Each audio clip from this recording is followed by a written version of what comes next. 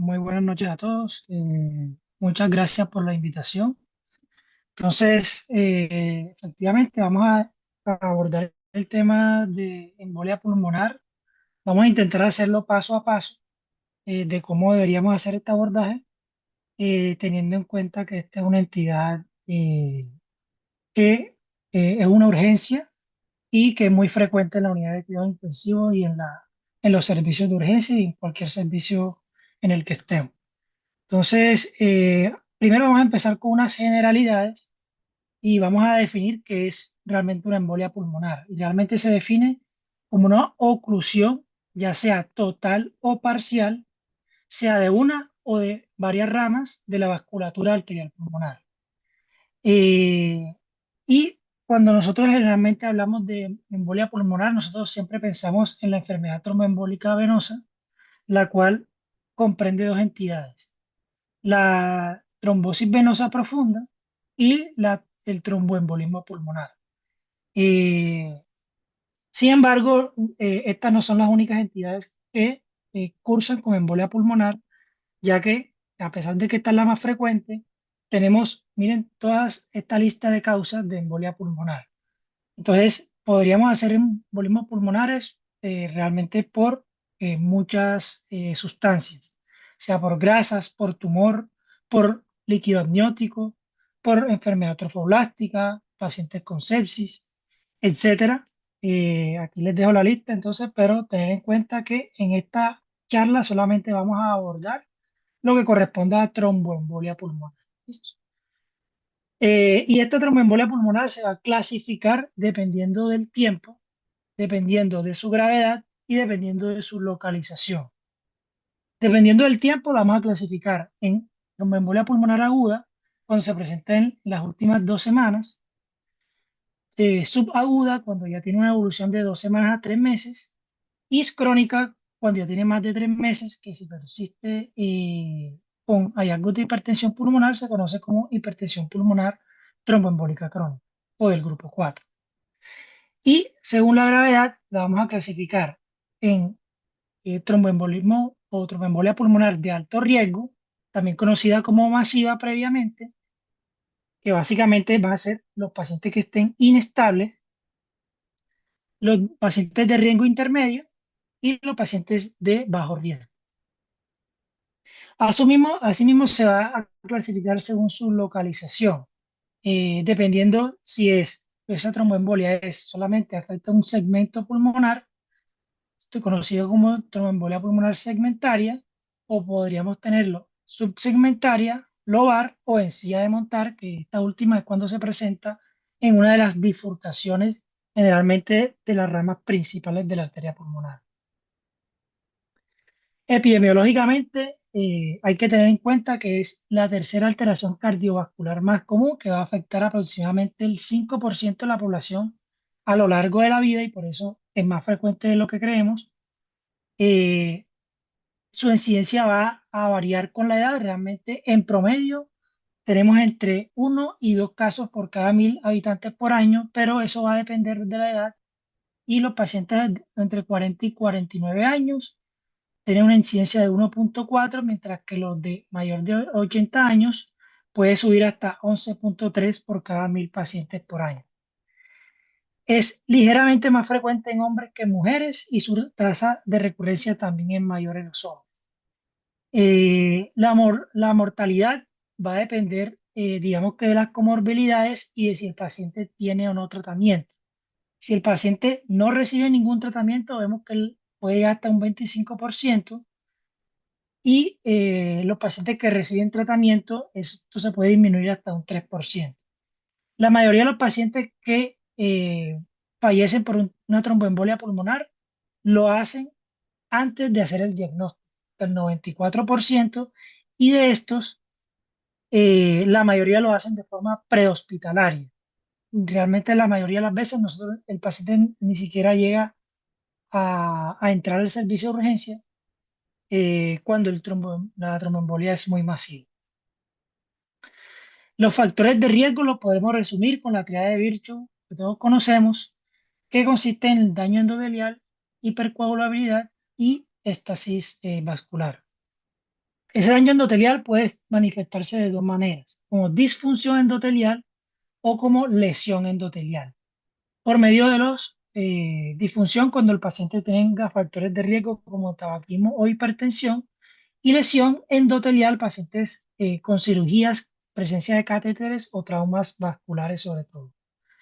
Eh, los pacientes con hipercoagulabilidad o con estos factores de riesgo se van a clasificar o se van a dividir entre causas hereditarias y adquiridas.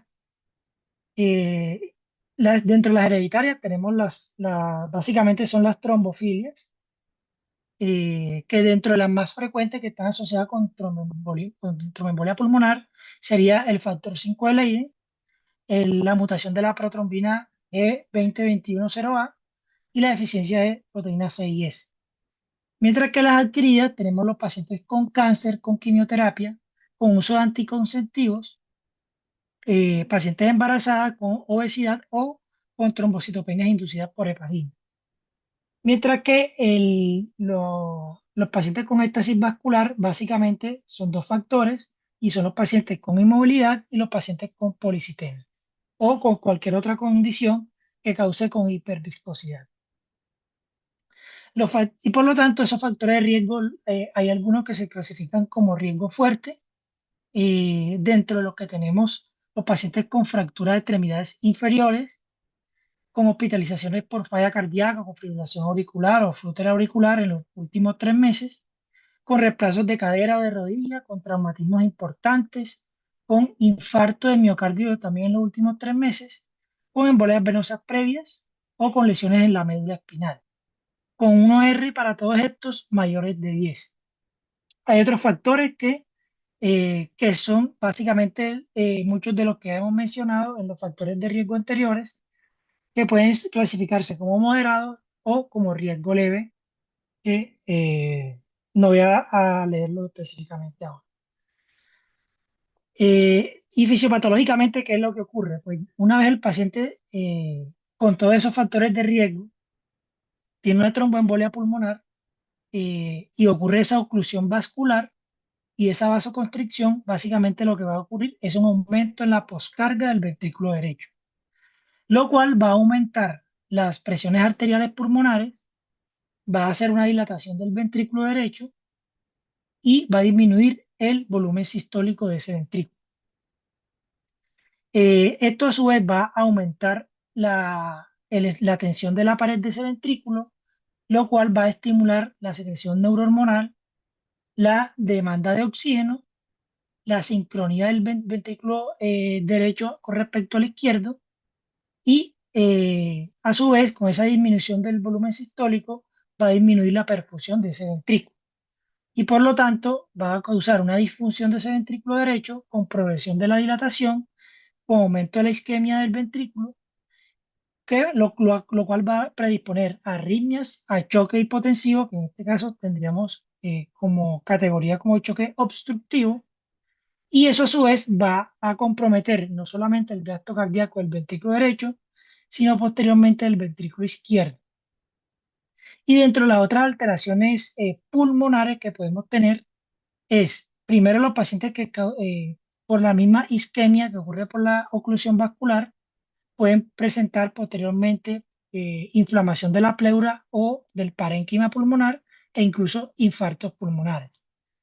Y a nivel de la ventilación, realmente lo que van a causar es un desacople de la ventilación-perfusión con la disminución en la perfusión alveolar.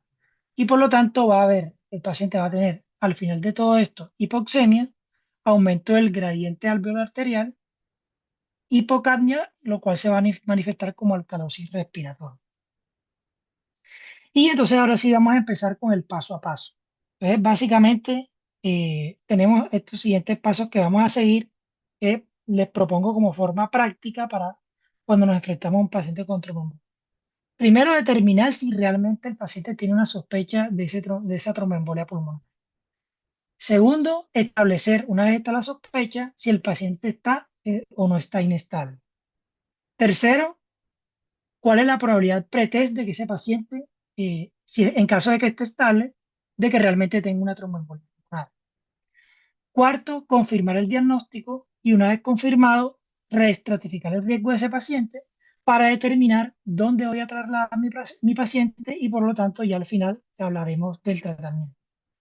Vamos a abordar cada uno de estos pasos y cómo vamos a hacerlo, cómo vamos a determinar cada uno. Primero, ¿cómo determinamos si realmente existe sospecha de tromboembolia pulmonar? Pues por medio de los síntomas y los signos clínicos. Vemos que los síntomas más frecuentes tenemos la disnea, que pues generalmente se presenta en reposo o con el esfuerzo o con ortopnea. El paciente se puede presentar con dolor pleurítico o con un dolor torácico no pleurítico menos frecuentemente, con tos, con hemoptisis, con síncope, con mareo o con síntomas en la extremidad inferior, caso que tenga un tromboembolismo eh, en miembros inferiores. Como signos clínicos tenemos la taquipnea, la taquicardia.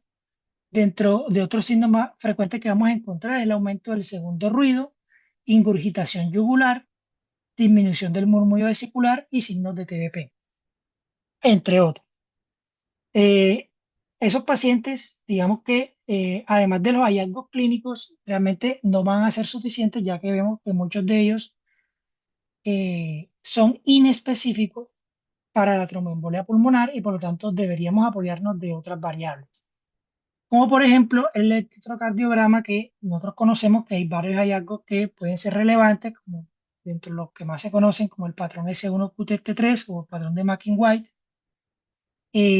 con desviación del segmento ST en carácter septal, con ondas Q en cara inferior, con arritmias atriales, con bloqueos de rama derecha o desviación del eje hacia la derecha, o con inversión de ondas T también en cara anteroseptal. Pero básicamente estos hallazgos, muchos de ellos realmente no van a ser muy frecuentes, pueden ser más específicos que sensibles. Sin embargo, el hallazgo más frecuente de todos es que el paciente tenga o una taquicardia sinusal o que el electrocardiograma esté totalmente normal. Y algunos estudios han evaluado, digamos, que la sensibilidad y especificidad de cada uno de estos hallazgos y como podemos ver en este estudio, eh, muchos de ellos tienen un valor predictivo que realmente no es muy alto. Los que tienen mayor valor predictivo de los que mencionamos sería la inversión de la onda T, cara anteroseptal. Sin embargo, cuando ellos aquí evaluaron otro hallazgo adicional, que es la presencia del QT corregido, la diferencia que tenemos entre B1 y B6. Si tenemos un QT corregido que está mayor en B1 que en B6, una diferencia de más de 20 milisegundos, tenemos un valor predictivo positivo del 100%. Pues tener en cuenta que esto realmente fue un estudio pequeño de aproximadamente 60 a 70 pacientes. Sin embargo, si nosotros, teniendo en cuenta este valor predictivo del 100%, sería casi equivalente a realizar una angiotomografía en esos pacientes. Eh, En cuanto a otros hallazgos que podemos encontrar, tendríamos la radiografía de tórax, que podría estar normal, podríamos encontrar cardiomegalia, derrames pleurales, elevación del hemidiafragma, atelectasia o infiltrados parenquimatosos, que realmente son hallazgos muy inespecíficos. Hallazgos más específicos tendríamos, digamos que a nivel radiológico, como el signo de Westermarck, que básicamente consiste en una radiolucidez o una oligoemia focal que básicamente va a estar producida por la disminución del flujo en esa área pulmonar que va a estar ocluida. Otro signo que podemos encontrar que es relativamente específico, que es la joroba de Hampton, que básicamente lo que se va a tratar es una opacidad en cono en las bases pleurales muy bien definidas y que van a representar una hemorragia pulmonar o un infarto pulmonar. Otro signo que podríamos encontrar es el signo de Fleischner, que se va a referir a una arteria pulmonar central que va a estar muy prominente y que va a estar causada por el aumento de esa presión pulmonar dentro de ese vaso. Y por último, el signo de Paya, que ya realmente esté menos específico, que básicamente es muy similar al de Fleischner, pero no es de la arteria pulmonar principal, sino estaríamos hablando de una dilatación de la arteria pulmonar descendente derecha. Dentro de los gases arteriales, los pacientes, como ya hemos mencionado, pueden presentar hipoxemia, alcalosis respiratoria y aumento del gradiente alveolar arterial, que en el punto de corte para esto sería mayor de 20.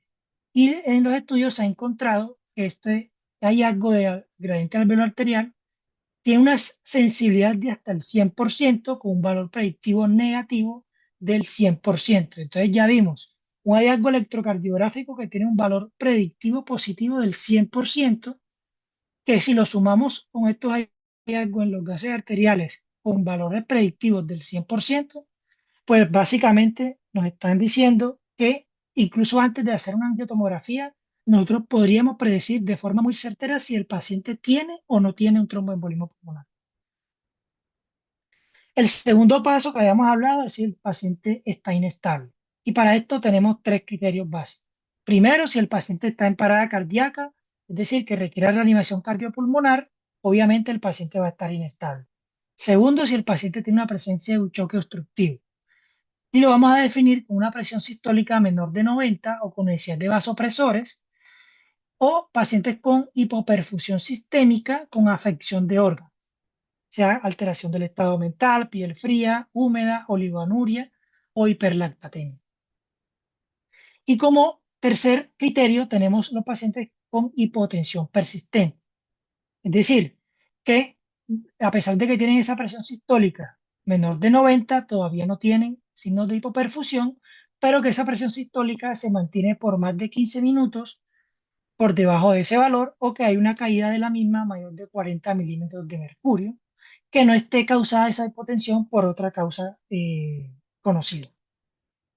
¿Y qué vamos a hacer con ese paciente que está inestable?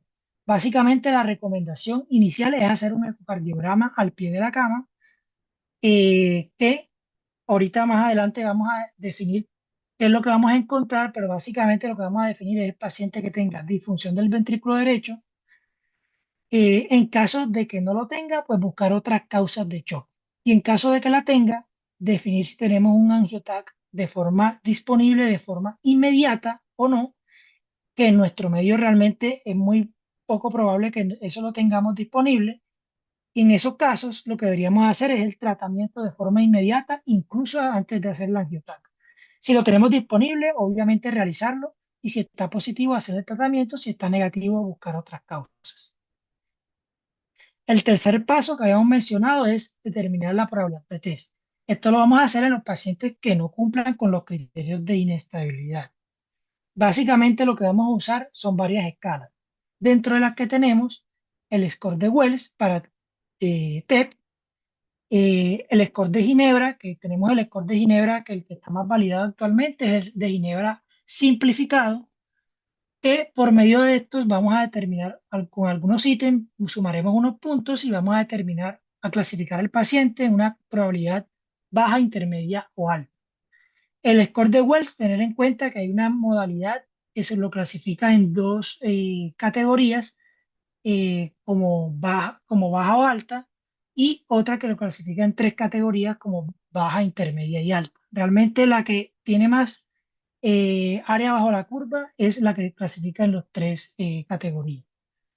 Y el score de Ginebra, además del simplificado, del revisado, tenemos un simplificado que también tiene un punto de corte que se los dejo aquí en pantalla. Otro score que tenemos es el score de PERC, que básicamente vamos a determinar si el paciente tiene alguno de estos ítems. Y básicamente está indicado, sobre todo en los pacientes que tengamos una baja sospecha clínica de tromboembolia pulmonar, pero que no la podemos descartar totalmente. Y en este es el estudio original en el cual se originó el score de PERC, y básicamente lo que encontraron es que los pacientes que tenían una probabilidad clínica baja o un score de PERC que no tenían ninguno de los ítems, es decir, un PERC negativo, tenían una probabilidad del menos del 1% de tener una tromboembolia pulmonar. Entonces, siempre tener en cuenta realizar esto porque esto va a ahorrar la realización de angiotomografías. Y cuando se comparan una u otra escala para determinar esa probabilidad pretest, realmente cuando vemos en cuanto a predicción de descartar tromboembolia pulmonar, el que tiene mejor razón de verosimilitud negativa va a ser este score de PERC. Y el que tiene mejor razón de verosimilitud positiva para determinar la alta probabilidad va a ser el score de Ginebra revisado, que tiene un LR positivo de hasta 6.6. La otra variable que vamos a determinar para la probabilidad pretest es el dímero D, que básicamente lo vamos a indicar en los pacientes con probabilidad intermedia o probabilidad baja. La probabilidad intermedia es la que tiene mayor validez, la baja realmente podríamos usar incluso solamente el score de PERC para descartarlo. Pero el paciente con probabilidad intermedia sí deberíamos hacer un dímero D. Y para su interpretación tenemos varios puntos de corte. Tenemos unos puntos de corte que puede ser con el valor normal del laboratorio, con el valor ajustado a la edad, que básicamente va a ser menor de 500, o en los pacientes menores de 50 años, o los pacientes mayores de 50 años, la edad multiplicada por 10. Si está menor de ese valor, podemos descartar tromboembolia pulmonar con mucha seguridad, ya que su valor predictivo negativo es muy alto. Hay otros autores que proponen un valor menor de 1000 para la mayoría de los pacientes. Sin embargo, el estudio GEARS lo que encontró es que este valor de 1000 realmente es más útil en los pacientes en los cuales no tengan ninguno de estos tres ítems, es decir, que la tromboembolia no sea el principal diagnóstico, que no tengan hemoptisis y que no tengan signos clínicos de TBP. En esos casos, sí podríamos usar un valor de 1000. En los otros casos que tengan alguno de esos ítems, podríamos usarlo por debajo de 500. Y hay otro algoritmo, que es el algoritmo de Peghead, eh, que básicamente va a utilizar el score de Wells, los pacientes con baja probabilidad, en un valor de corte por debajo de 1000, pacientes con Wells intermedio por debajo de 500 y pacientes con alta probabilidad en Wells, pues realmente no deberíamos hacer el dímero D, sino ordenar la angiotomografía. Y cuando vemos la especificidad y la sensibilidad de estos puntos de corte, realmente el que tiene mayor sensibilidad es el ajustado a la edad y el que tiene mayor especificidad es este último del PG. Entonces, básicamente tenemos un paciente con una sospecha clínica que podríamos utilizar alguna de estas escalas de probabilidad pretest que tengamos baja o probabilidad intermedia. Si tenemos un PERC negativo en los pacientes con baja probabilidad, podríamos excluir el diagnóstico y los pacientes con baja o moderada o intermedia probabilidad podríamos hacer el dímero D. Y utilizando los puntos de corte que habíamos mencionado, si estamos el dímero D negativo, lo descartamos. Si está positivo, ya deberíamos pasar a la imagen diagnóstica para confirmarlo. Y los pacientes con alta probabilidad, lo mismo. El próximo paso sería confirmar el diagnóstico. Hay varias formas de confirmar el diagnóstico y todas ellas van a ser por imagen.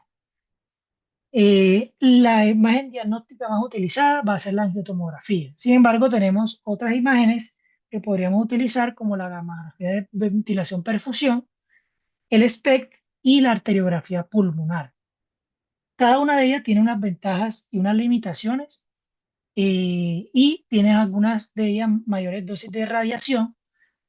Sin embargo, la que está más disponible va a ser la angiotomografía como medida de imagen de elección. Y su sensibilidad y especificidad van a ser muy buenas. Sin embargo, el valor predictivo va a variar dependiendo de la probabilidad previa que hayamos establecido en nuestro paciente. Los pacientes que tengan baja probabilidad pretest, realmente lo útil es el valor predictivo negativo. El valor predictivo positivo realmente es muy bajo. Y los pacientes con alta probabilidad, lo útil es lo contrario, es el valor predictivo positivo, mientras que el valor predictivo negativo va a ser menor. Y los pacientes con probabilidad intermedia, realmente vamos a tener muy buen valor predictivo, tanto negativo como positivo. Tener en cuenta que hay unas contraindicaciones para la angiotomografía que van a ser relativas, que son pacientes con tasas de filtración por debajo de 30, que tengan alergia al contraste, que tengan pacientes embarazadas y mujeres en edad fértil, que ya realmente estas dos últimas, últimamente las tenemos como contraindicaciones que prácticamente no las tendríamos en cuenta en la mayoría de los casos, ya que podríamos incluso hacer protección fetal y siempre y cuando haya conciliación con la paciente. ¿Y qué vamos a encontrar en la angiotomografía? Pues básicamente, como en este caso, podemos encontrar defectos de llenado en la arteria pulmonar, en este caso en la descendente derecha y en la izquierda, y podemos encontrar no solamente los defectos de llenado, sino la presencia de ese trombo dentro del vaso. Y además, podríamos encontrar no solamente en las ramas principales, sino en las ramas segmentarias y la presencia también de este mismo hallazgo que habíamos encontrado, habíamos mencionado en la radiografía, que es la joroba de Hampton, que va a representar un infarto pulmonar en este caso.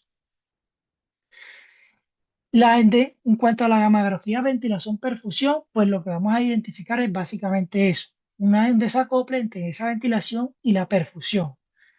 La desventaja es que va a requerir primero una radiografía previa y la presencia vamos a requerir tendencio 99 de forma intravenosa y que su sensibilidad es muy variable, puede ser muy baja de hasta el 56%. ¿Y en quiénes van a estar indicados? En pacientes ambulatorios sobre todo, que ya tengan tromboembolias crónicas o pacientes que tengan una baja probabilidad de tromboembolia pulmonar o que tengamos una radiografía normal con contraindicación para una angiotomografía.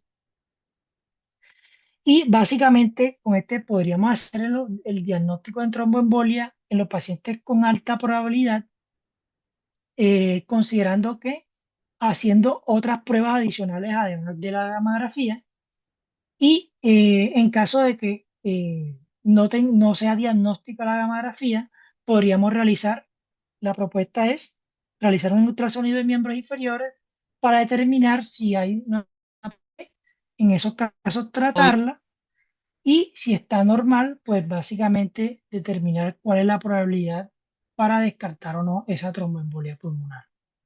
Y lo que vamos a ver es esto. Vamos a tener una imagen de ventilación y una imagen de perfusión.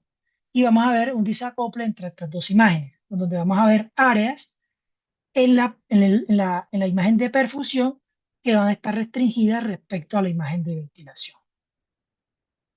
En la otra la imagen que tenemos es la arteriografía pulmonar, que realmente va a ser el gol estándar para el diagnóstico. Vamos a tener que utilizar un contraste intravenoso o con fluoroscopia y lo que vamos a encontrar es la evidencia de un trombo que debería estar presente en por lo menos dos proyecciones. Y vamos a determinar si hay defectos de llenado y si hay amputación de alguna de las ramas de la arteria pulmonar. La indicación realmente van a ser en pacientes que no pueden ser confirmados la tromboembolia pulmonar por otros medios y sobre todo en pacientes que sean candidatos a manejos endovasculares. Las complicaciones realmente son muy poco frecuentes, son menores del 2% y la mortalidad menor del 1% por la realización de este procedimiento. Y por último tenemos el ecodoppler de miembros inferiores que vamos a realizar la visualización en 4 puntos, 2 inguinales y los 2 en fosas popliteas, para determinar si hay una compresibilidad incompleta de la vena, con una especificidad muy alta, sin embargo una sensibilidad muy baja. Y que esa especificidad va a aumentar en los pacientes inestables. ¿Y en quienes nos recomienda la guía? Pues básicamente en los pacientes que tengan contraindicaciones para hacer una angiotomografía y en esos pacientes que tengamos compresiones proximales positivas deberíamos considerar la evaluación del riesgo para guiar el tratamiento en esos pacientes.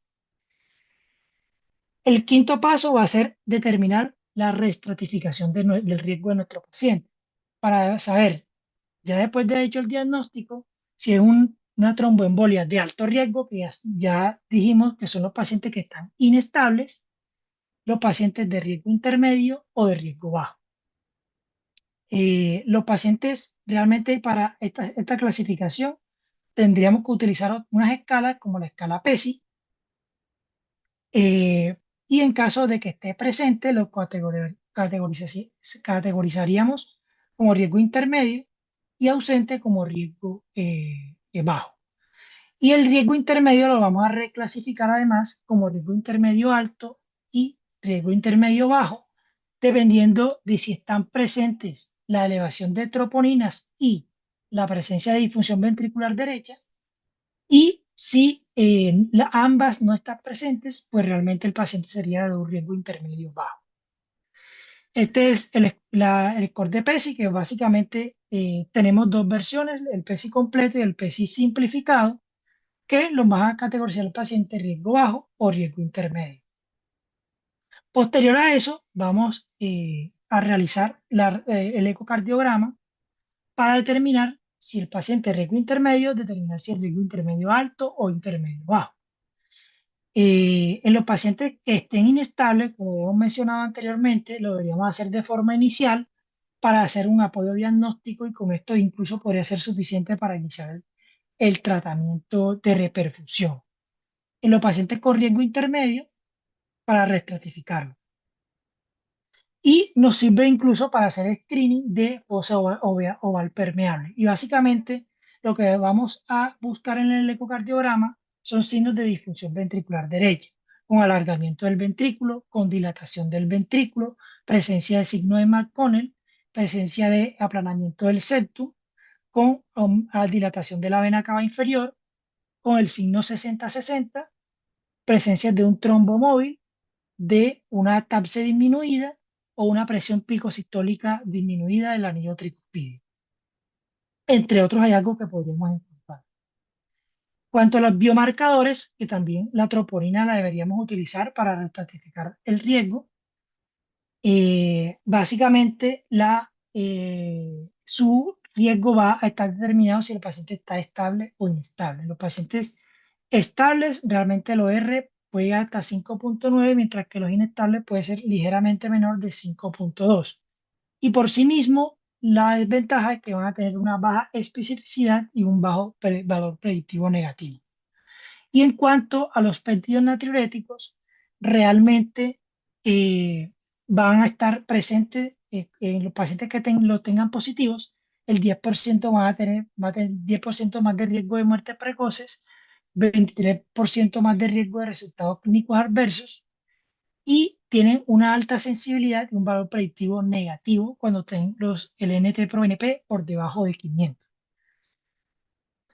Y sus implicaciones realmente en el tratamiento de los pacientes en cuanto a los péptidos natriuréticos realmente no están muy claras hasta el momento.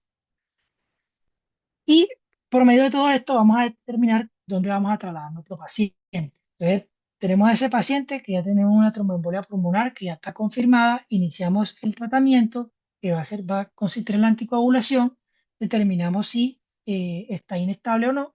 Si el paciente que no está inestable, el que vamos a reestratificar y vamos a determinar si ese riesgo es bajo.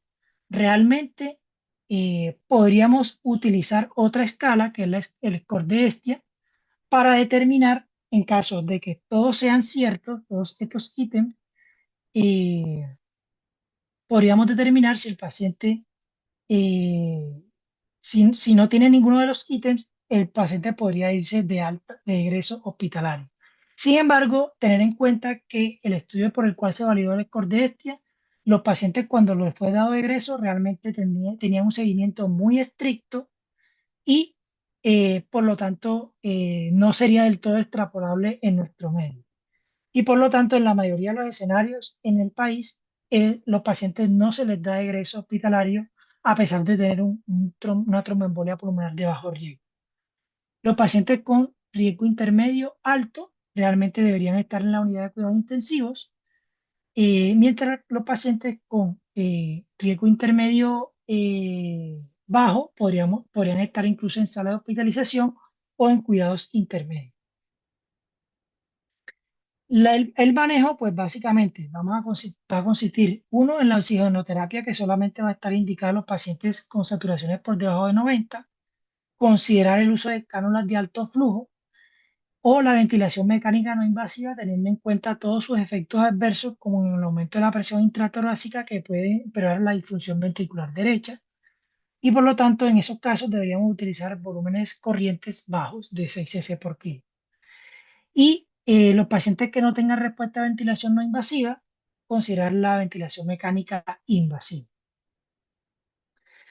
Y en los pacientes con inestabilidad hemodinámica, podríamos utilizar como elección el uso de vasopresores como la noradrenalina, que sería la primera línea, o de inotrópicos como la dobutamina, y en algunos casos considerar el uso de carga de fluidos, siempre y cuando sean menores de 500 mililitros en 15 a 20 minutos, por el riesgo o por la disfunción ventricular derecha de esos pacientes que podrían empeorar. Y en algunos casos el soporte mecánico circulatorio con terapia ECMO que debería utilizarse según las guías de forma combinada con otras terapias de reperfusión. La anticoagulación, pues realmente cuándo va a estar indicada, pues deberíamos iniciarla una vez ya tengamos el paciente con una probabilidad clínica alta o intermedia. Incluso antes de confirmar el diagnóstico podríamos iniciarla. ¿Y con qué le va a deber? Los pacientes que tengan, sean una tromboembolia de alto riesgo, inicialmente deberíamos anticoagularlo con heparinas no fraccionadas, con un bolo intravenoso seguido de subcutáneo. Y los pacientes con riesgo intermedio alto, inicialmente con heparinas de bajo peso o con fondaparinux, con un tránsito hacia los anticoagulantes directos en menos de 72 horas. El resto de pacientes podríamos iniciar con anticoagulantes directos, teniendo en cuenta que los primeros 7 días las dosis son mayores. En caso de apixaban, 10 miligramos cada 12 horas. En caso de rivaroxaban, 15 miligramos cada 12 horas por 21 días. Y en caso de que vayamos a utilizar dabigatran, pues realmente deberíamos utilizar previamente el uso de heparinas de bajo peso molecular por mínimo 5 días o fondaparinux. Y en caso de los pacientes que tengan indicación de anticoagulación con antagonistas de vitamina K, deberíamos tener una meta de por lo menos un NR de 2.5 con posteriores controles entre 2 y 3. Y el uso de esos anticoagulantes directos realmente no está recomendado en los pacientes con insuficiencia renal grave, embarazo, lactancia o síndrome antifosfolípido. ¿Y cuánto va a ser la duración de la anticoagulación? Pues realmente va a depender de la causa. Si la tromboembolia es provocada por un factor transitorio, generalmente es por 3 meses. Si es no provocada, pues podríamos hacer el score de ER2 para determinar cuánto tiempo va a terminar ese paciente con anticoagulación. En caso de que esté alto, que en este caso sería mayor, igual mayor de 0 a 1 en mujeres y de 0 en hombres. En esos casos, la recomendación sería por 3 a 6 meses. Sin embargo, si está mayor o igual a 2 en mujeres o mayor o igual a 1 en hombres, podríamos considerar hacer una anticoagulación indefinida. Y en los pacientes con cáncer, por mínimo 6 meses, dependiendo si el cáncer está o no activo. Y en cuanto a esto, realmente cáncer activo, aquí se refiere a pacientes con cáncer, sobre todo del tracto gastrointestinal o tumores uroteliales o pacientes que tengan alto riesgo de sangrado, donde deberíamos preferir en esos casos el uso de heparinas de bajo peso molecular más que los anticoagulantes directos. Y por 6 meses y determinar si ese paciente sigue con el cáncer activo, continuar la anticoagulación. Si el cáncer ya no está inactivo, podríamos detenerla. En cuanto a la Pexaban, como aquí vemos que está descrito que después de la carga inicial, hacer la anticoagulación por 5 miligramos cada 12 horas, realmente un estudio ya reciente de abril de este año mostró que podríamos utilizar incluso dosis menores en esos pacientes con cáncer de 2.5 cada 12 horas, no siendo no inferior a las dosis más altas y teniendo mayor superioridad en cuanto a menores riesgos de sangrado. Por último, tenemos las terapias de reperfusión, que son básicamente estas tres. Trombolisis sistémica, tratamiento dirigido por catéter, que puede ser de forma mecánica o por ultrasonido, o trombolisis in situ y la embolectomía quirúrgica. Básicamente, la trombolisis sistémica la deberíamos hacer con alguno de estos tres trombolitis, ya sea con alteplasa, con estreptoquinasa o con urosinasa, teniendo en cuenta siempre las contraindicaciones para la fibrinolisis, que son similares a lo que tenemos en los pacientes con síndrome coronario agudo y con ataques cerebrovasculares isquémicos. ¿Y por qué? Porque realmente se ha visto que hay una disminución en la mortalidad por todas las causas del 69% y una disminución de la mortalidad de hasta el 80% atribuible a tromboembolia pulmonar e incluso puede llegar hasta disminuir hasta el 90% en los pacientes que se usan concomitantemente con filtros de vena cava inferior. Sin embargo, el riesgo de sangrado siempre existe y vemos que el riesgo de sangrado con trombolisis puede llegar hasta 2,84 con eventos hemorrágicos mayores y 2,97 con eventos hemorrágicos menores y siempre tener en cuenta por eso el riesgo de sangrado en esos pacientes. Las otras dos terapias, que son el tratamiento dirigido por catéter y la embolectomía quirúrgica, podríamos utilizarla de forma combinada con la trombolisis o no, y realmente va a estar indicada en los pacientes que tengan contraindicaciones para la trombolisis o que no haya una respuesta adecuada con esa misma terapia.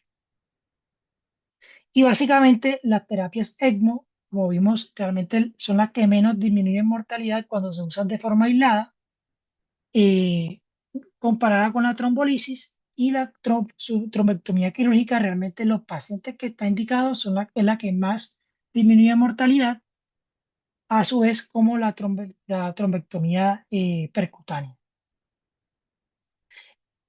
El seguimiento de esos pacientes, pues realmente lo que vamos a verificar es si hay presencia o no de complicaciones. Debemos hacer un seguimiento posterior al egreso entre las 2 semanas y los 3 meses, es decir, en la fase subaguda, y definir si el paciente persiste con síntomas para hacer pruebas de caminata, un cardiograma control o pruebas de ventilación perfusión o alguna o angiotac de control para determinar si el paciente tiene o no presencia de hipertensión pulmonar tromboembólica crónica, que es la complicación más frecuente a largo plazo. Entre otras complicaciones como el col pulmonar, la recurrencia de tromboembolismo, las arritmias atriales y el infarto pulmonar. Por último, tenemos este punto y es a quienes debemos buscar trombofilia. Pues realmente la respuesta es que todavía no está muy claro. Sin embargo, tenemos esta guía reciente de la Sociedad Americana de Hematología que nos dice a quienes deberíamos buscar trombofilia en los pacientes con enfermedad tromboembólica venosa. Y ellos nos hacen una recomendación que es antiintuitiva o es realmente contraria a lo que uno pensaría, y es básicamente que los pacientes con tromboembolias no provocadas o con tromboembolias no especificadas no deberíamos hacer test de trombofilias, sino solamente los pacientes con tromboembolias provocadas, que no sean provocadas de forma quirúrgica o que sean provocadas por el embarazo o por el uso de anticonceptivos orales. ¿Esto por qué? Pues realmente la razón que ellos dan es que los pacientes con tromboembolias no provocadas realmente deberíamos hacer un manejo, una anticoagulación de forma indefinida y realmente no cambiaría mucho el manejo haciendo las test de trombofilia, mientras que en los otros escenarios sí podría cambiar el tiempo de anticoagulación. Y lo que ellos recomiendan es buscar esas trombofilias que hemos mencionado, adicional al síndrome antifosfolípido, teniendo en cuenta que está realmente dentro de estas que están listadas aquí, es la que menos está asociada porque está más asociada a eventos arteriales que venosos. Sin embargo, solo son recomendaciones de expertos con muy bajo nivel de evidencia y que, como les digo, realmente hasta el momento no está muy esta recomendación. Y como con y primero deberíamos hacer una evaluación pretest antes de definir las conductas en tromboembolismo Segundo, identificar cuál es la estabilidad clínica de nuestro paciente, confirmar el diagnóstico, reestratificar el riesgo para determinar cuál es el sitio de estancia de nuestro paciente y hacer el manejo con la anticoagulación y o con terapias de preperfusión en pacientes inestables y hacer posteriormente la vigilancia de estas complicaciones. Muchas gracias, quedo atento a cualquier duda.